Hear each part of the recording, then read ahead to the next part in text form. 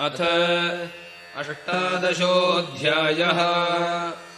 अर्जुन उवाच सन्न्यासस्य महाबाहो तत्त्वमिच्छामि वेदितुम्, त्यागस्य च हृषीकेश पृथक् केशिनिषूदन। श्रीभगवानुवाच काम्यानाम् कर्मणाम् न्यासम् सन्न्यासम् कवयो विदुः, सर्वकर्मफलत्यागम् प्राहुस्त्यागम् विचक्षणाः। त्याज्यम् दोषवदित्येके कर्म प्राहुर्मनीषिणः, यज्ञदानतपः कर्म न त्याज्यमिति चापरे। निश्चयम् शृणु मे तत्र त्यागे भरतसत्तम, त्यागो हि पुरुषव्याघ्र त्रिविधः सम्प्रकीर्तितः। यज्ञदानतपः कर्म न त्याज्यम् कार्यमेव तत्, यज्ञोदानम् तपश्चैव पावनानि मनीषिणाम्। एतान्यपि तु कर्माणि सङ्गम् त्यक्त्वा फलानि च कर्तव्यानीति मे पार्थ निश्चितम् मतमुत्तमम्।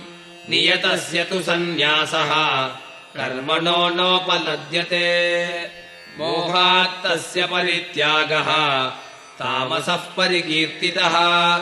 दुःखमित्येव यत्कर्म कायक्लेशभयात् त्यजेत्, स कृत्वा राजसं त्यागम् नैव त्यागफलम् लभेत्।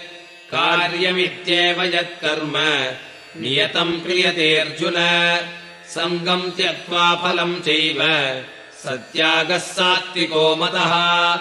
न द्वेष्ट्यकुशलम् कर्म कुशलेनानुषज्यते, त्यागी सत्त्वसमाविष्टः मेधावी छिन्न संशयः। न हि देहभृता शक्यम् त्यक्तुम् कर्माण्यशेषतः, यस्तु कर्मफलत्यागी स त्यागीत्यभिधीयते। अनिष्टमिष्टम् मिश्रम् च त्रिविधम् कर्मणः फलम्, भवत्यत्यागिनाम् प्रेत्य न तु सन्न्यासिनाम् क्वचित्। पञ्चैतानि महाबाहो कारणानि निबोध मे, साङ्ख्ये कृतान्ते प्रोक्तानि सिद्धये सर्वकर्मणाम्। अधिष्ठानम् तथा कर्ता करणम् च पृथग्विधम्, विविधाश्च पृथक् चेष्टाः दैवम् चैवात्र पञ्चमम्। शरीरवाङ्मनोभिर्यत् कर्म प्रारभते नरः, न्याय्यम् वा विपरीतम् वा पञ्चैते तस्य हेतवः। तत्रैवम् सति कर्तारम् आत्मानम् केवलम् तु यः पश्यत्यकृतबुद्धित्वात् न स पश्यति दुर्मतिः। यस्य नाहङ्कृतो भावः बुद्धिर्यस्य न लिप्यते, हत्वापि स इमान् लोकान् न हन्ति न निबध्यते। ज्ञानम् ज्ञेयम् परिज्ञाता त्रिविधा कर्म चोदना, करणम् कर्म कर्तेति त्रिविधः कर्म सङ्ग्रहः। ज्ञानम् कर्म च कर्ता च त्रिधैव गुणभेदतः, प्रोच्यते गुणसङ्ख्याने यथावच्छृणुतान्यपि। सर्वभूतेषु येनैकम् भावमव्ययमीक्षते, अविभक्तम् विभक्तेषु तज्ज्ञानम् विद्धि सात्विकम्। पृथक्त्वेन तु यज्ज्ञानम् नानाभावान् पृथग्विधान्, वेत्ति सर्वेषु भूतेषु तज्ज्ञानम् विद्धि राजसम्। यत्तु कृत्स्नवदेकस्मिन् कार्ये सक्तमहेतुकम्, अतत्त्वार्थवदल्पम् च तत्तामसमुदाहृतम्। नियतम् सङ्गरहितम् अरागद्वेषतः कृतम्, अफलप्रेप्सुना कर्म यत्तत्सात्विकमुच्यते। यत्तु कामेप्सुना कर्म साहङ्कारेण वा पुनः क्रियते बहुलायासम् तद्राजसमुदाहृतम्।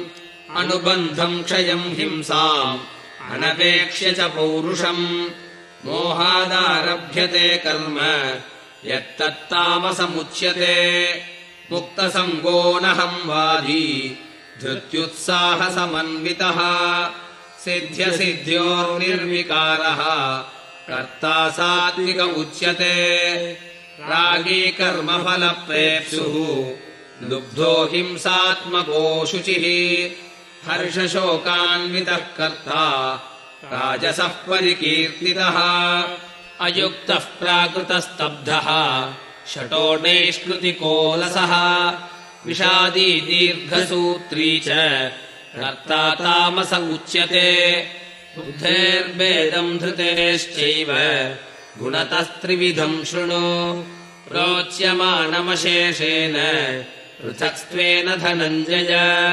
प्रवृत्तिम् च निवृत्तिम् च कार्याकार्ये भयाभये बन्धम् मोक्षम् च या वेत्ति बुद्धिः सा पार्थ सात्विकी यया धर्ममधर्मम् च कार्यम् चाकार्यमेव च अयथावत्प्रजानाति बुद्धिः सा पार्थ राजसी अधर्मम् धर्ममिति या मन्यते तमसावृता सर्वार्थान् विपरीतांश्च बुद्धिः सा पार्थ तामसी धृत्या यया धारयते मनः प्राणेन्द्रियक्रियाः योगेनाव्यभिचारिण्या धृतिः सा पार्थ सात्विकी यया तु धर्मकामार्थान् धृत्या धारयतेऽर्जुन प्रसङ्गेन फलाकाङ्क्षी धृतिः सा पार्थ राजसी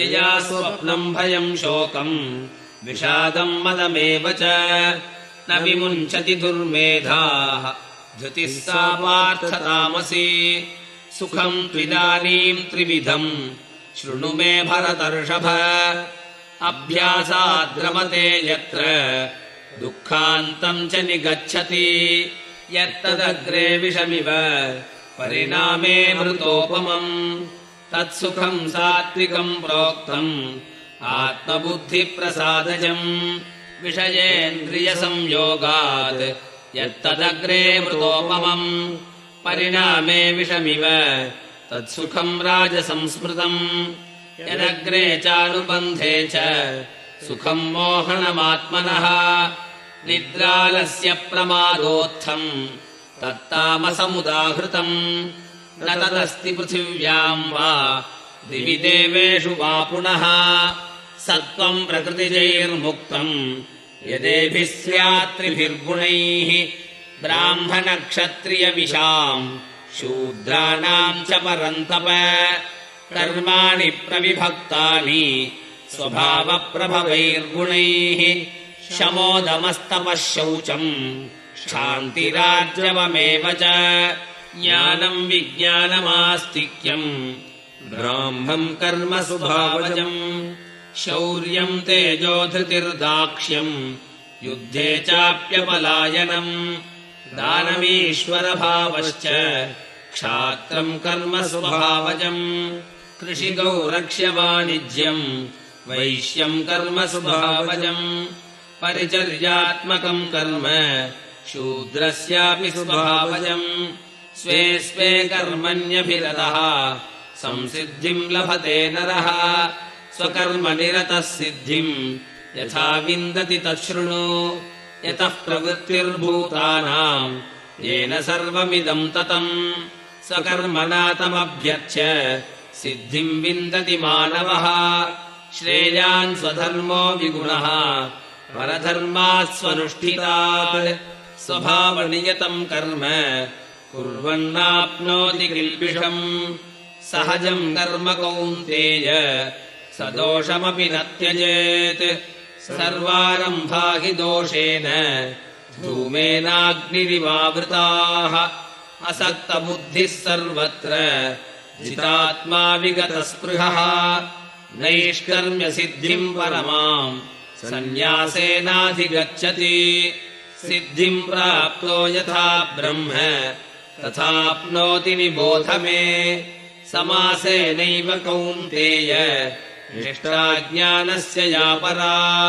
बुद्ध्या विशुद्धया युक्तः धृत्यात्मानम् नियम्य च शब्दादीन् विषयान् त्यक्त्वा रागद्वेषौ व्युदस्य च विविक्तसेवी लघ्वाशी यतवाक्कायमानसः ध्यानयोगपरो नित्यम् वैराग्यम् समुपाश्रितः अहङ्कारम् बलम् दर्पम् कामम् क्रोधम् परिग्रहम् विमुच्य निर्ममः शान्तः ब्रह्मभूयाय कल्पते ब्रह्मभूतः प्रसन्नात्मा न शोचति न काङ्क्षति समः सर्वेषु भूतेषु मद्भक्तिम् लभते पराम् भक्त्या मामभिजानाति यावान्यच्छास्मि तत्त्वतः ततो माम् तत्त्वतो ज्ञात्वा विशते तदनन्तरम्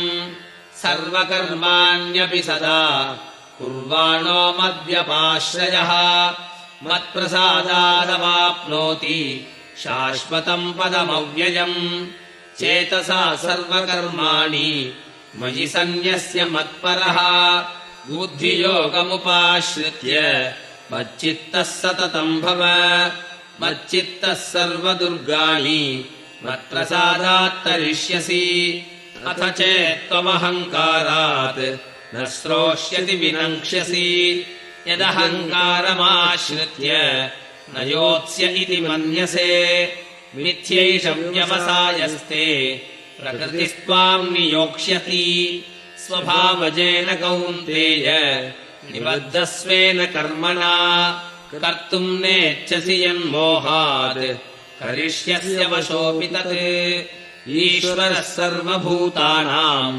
हृद्देशेऽर्जुन तिष्ठति भ्रामयन् सर्वभूतानि यन्त्रारूढानि मायया तमेव शरणम् गच्छ सर्वभावेन भारत तत्प्रसादात् पराम् शान्तिम् स्थानम् प्राप्स्यसि शाश्वतम् इति ते ज्ञानमाख्यातम् गुह्याद्गुह्यतरम् मया विमृश्यैतदशेषेण यथेच्छसि तथा कुरु सर्वगुह्यतमम् भूयः शृणु मे परमम् वचः इष्टोऽसि मे दृढमिति ततो वक्ष्यामि ते हितम् मन्मना भव मद्भक्तः मद्याजी माम् नमस्कुरु मामे वैष्यसि सत्यम् ते प्रतिजाने प्रियोऽसि मे सर्वधर्मान् परित्यज्य मामेकम् शरणम् व्रज अहम् त्वा सर्वपापेभ्यः मोक्षयिष्यामि मा शुचः इदम् ते नातपस्काय नाभक्ताय कदाचन न चाशुश्रूषवे वाच्यम् न च माम् योऽभ्यसूयति यदिमम् परमम् गुह्यम् मद्भक्तेष्वभिधास्यति भक्तिम् मयि पराम् कृत्वा मामेवैष्यत्य संशयः न च तस्मान्मनुष्येषु कश्चिन्मे प्रियकृत्तमः भविता न च मे तस्मात् अन्यः प्रियतरो भुवि अध्येष्यते च य इमम् धर्म्यम् संवादमावयोः ज्ञानयज्ञेन तेनाहम् इष्टस्यामिति मे मतिः श्रद्धावाननसूयश्च शृणुयादपि यो नरः सोऽपि मुक्तः शुभान् लोकान् प्राप्नुयात् पुण्यकर्मणाम् कश्चिदेतच्छ्रुतम् पार्थ त्वयैकाग्रेण चेतसा कश्चिदज्ञानसम्मोहः प्रणष्टस्ते धनञ्जय अर्जुन उवाच नष्टो मोहस्मृतिर्लब्ध्वा त्वत्प्रसादान्मयाच्युत स्थितोऽस्मि गतसन्देहः करिष्ये वचनम् तव सञ्जय उवाच इत्यहम् वासुदेवस्य पार्थस्य च महात्मनः संवादमिममश्रौषम् अद्भुतम् रोमहर्षणम् व्यासप्रसादात् श्रुतवान् इमम् गुह्यतमम् परम् योगम् योगेश्वरात् कृष्णात् साक्षात् कथयतः स्वयम् राजन् संस्मृत्य संवादमिममद्भुतम् केशवार्जुनयोः पुण्यम् हृष्यामि च मुहुर्मुहुः तच्च संस्मृत्य रूपमत्यद्भुतम् हरेः विस्मयो मे महान् राजन् हृष्यामि च पुनः पुनः यत्र योगेश्वर कृष्णः यत्र पार्थो धनुर्धरः तत्र श्रीर्विजयो भूतिः ध्रुवा नीतिर्मतिर्मम ॐ